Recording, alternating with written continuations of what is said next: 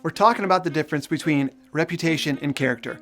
In last week's session, we talked about 5 choices that reputation makes and why reputation alone is not worth your pursuit. It made me think of the next chapter in 1 Samuel. We spent last session in 1 Samuel 15 learning about the life of Saul, and we're going to go right back there in this session. But I read ahead a little bit. 1 Samuel 16, we see a phrase that God uses when he's talking to Samuel. He says in verse 7 of 1 Samuel 16, "Do not consider his appearance or his height, for I have rejected him. The Lord does not look at the things people look at. People look at the outward appearance, but the Lord looks at the heart." I don't know what the conversation you had after last session did for you, but I just want you to know that regardless of what people see, God sees your heart. And I think you can take that in 2 ways. One, if you are really pursuing reputation, but you know that like those trees, your root system doesn't go down very deep, God knows. He's aware. He's not looking at the height. He's not looking at the majesty. He's not looking at all you've accomplished or what people think. He sees your heart. He can see your root system. He can see down deep, and he knows what's really going on. But I think the other way you could take that is this. If you're working hard and you are developing your character, regardless of what other people think of you, regardless of how you're perceived, God sees your heart. And he knows how to reward those who are pursuing him. So I just want to give you that encouragement as we get started. We're going to go right back into 1 Samuel 15. Just for review, Samuel gave Saul some instructions to wipe out an entire nation. Saul did most of the instructions. He got rid of everyone and everything except for some animals and the king of these people, the Amalekites. And rather than just owning up to it and taking responsibility for it, he was concerned about his reputation. So he dodged the blame. He took credit when he could. He pushed blame when he could. He was concerned about what happened right now. You can go back and watch last video and you can catch up on all that. But what we're going to do is look through the same passage of scripture and look at the choice that Saul could have made. And instead of choices that reputation makes, in this session, we're going to find 5 choices that character makes. And I want to convince you that pursuing character is worth your investment.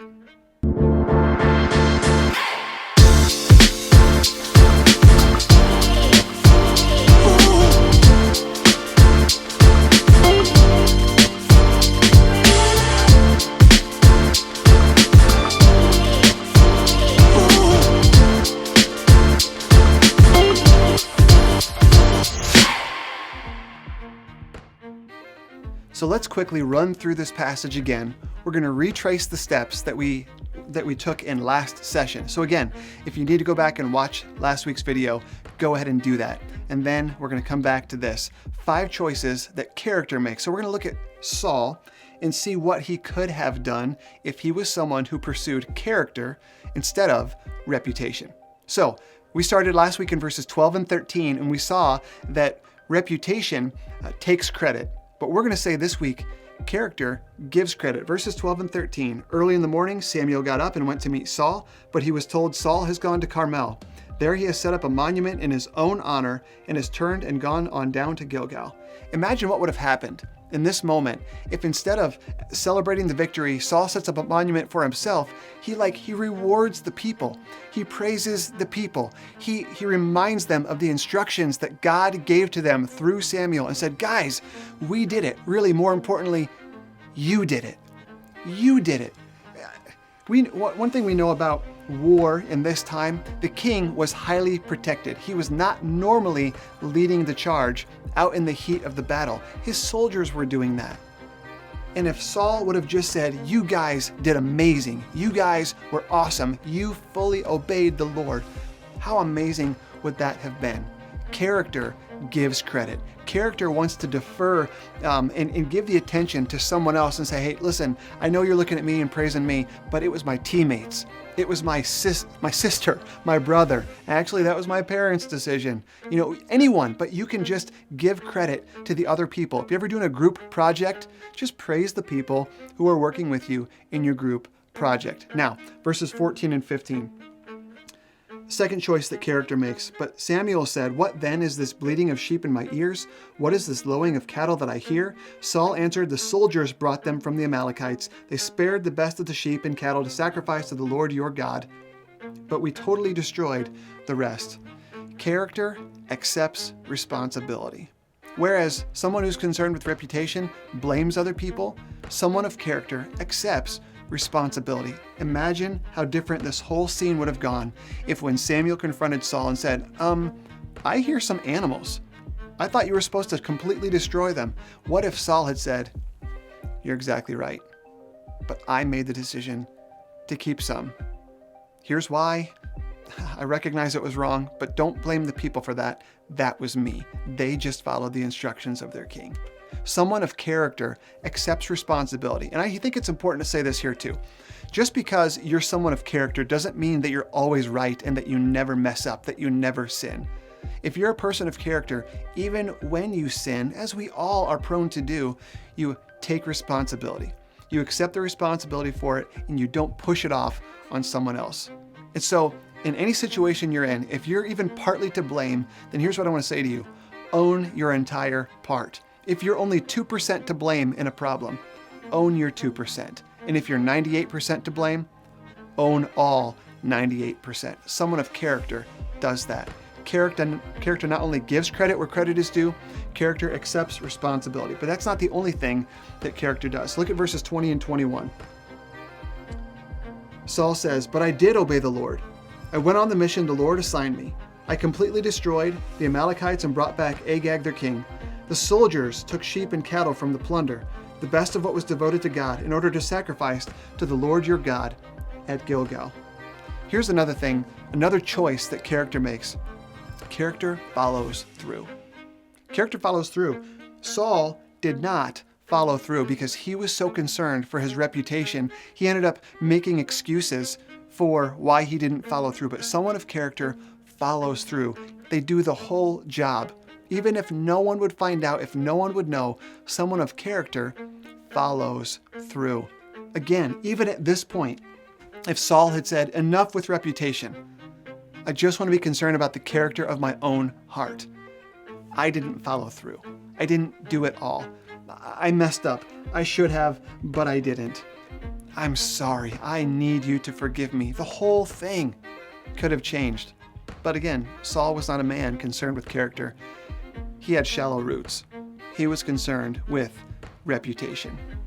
Well, there's another choice that character makes, and we're going to look at the same verses we did last week again in talking about reputation. Look at verses 22 and 23. "But Samuel replied, 'Does the Lord delight in burnt offerings and sacrifices as much as in obeying the Lord? To obey is better than sacrifice, and to heed is better than the fat of rams. For rebellion is like the sin of divination, and arrogance like the evil of idolatry. Because you have rejected the word of the Lord, he has rejected you as king." Last week here we said Saul was pursuing the immediate, but character pursues what's important. Someone of character, if Saul was a man of character, he would have known that God didn't want him to disobey, keep the animals, and then sacrifice. He would know that the instructions God gave were given for a reason, and that's because that's what God wanted done. Someone concerned with reputation sort of spins everything to make themselves look good. But someone who is concerned with character does what's important. And what's important to God is obeying him. Listen, God does not want you to just live the way you want to all week long, so long as you serve in kids ministry on Sunday. So long as you show up at Fusion or show up at Craze and come to your small group, God is concerned with what's important. Those things mean nothing if your heart is not devoted to God. So again, don't stop coming. Don't stop being involved. Get your heart right. Begin to be concerned with and consumed with what is important, and that is your character. Saul was not that guy.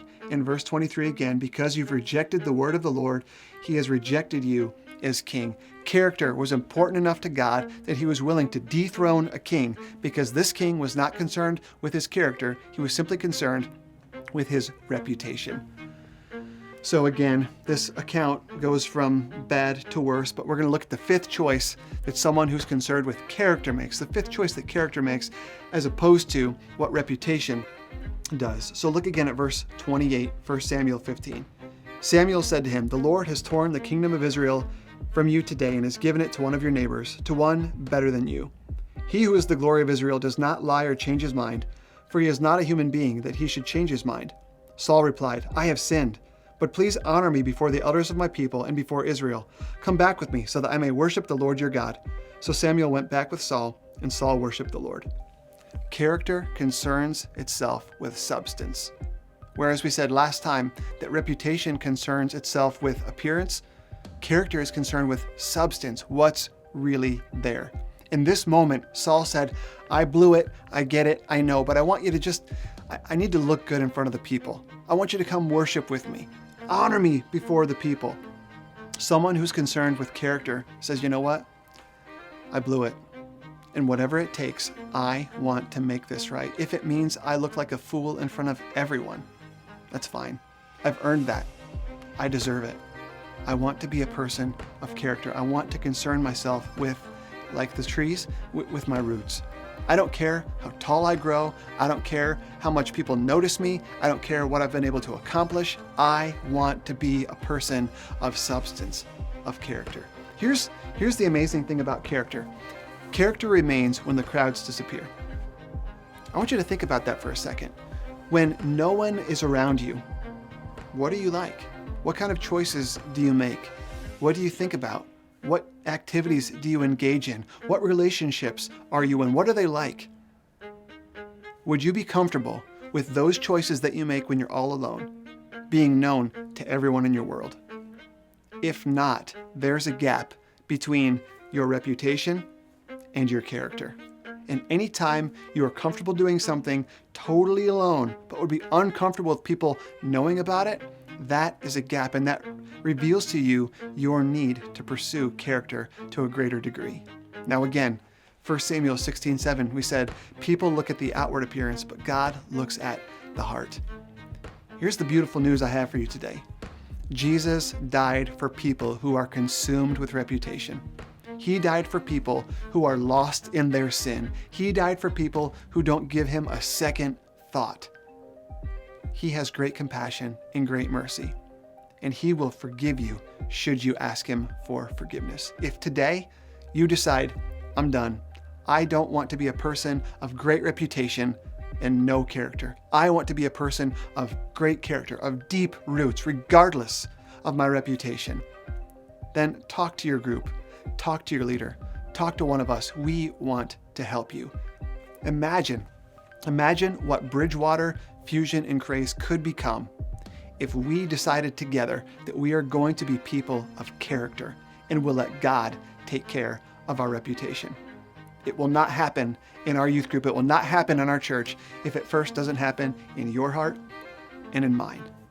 So let's not be those trees in the Adirondacks that are so tall, but blow over because we have no roots, no character. Let's be people who, regardless of the pressure, regardless of the stress, regardless of what happens, we remain strong because we have developed our character. And if you want to know in greater ways how to develop your character, talk to your group.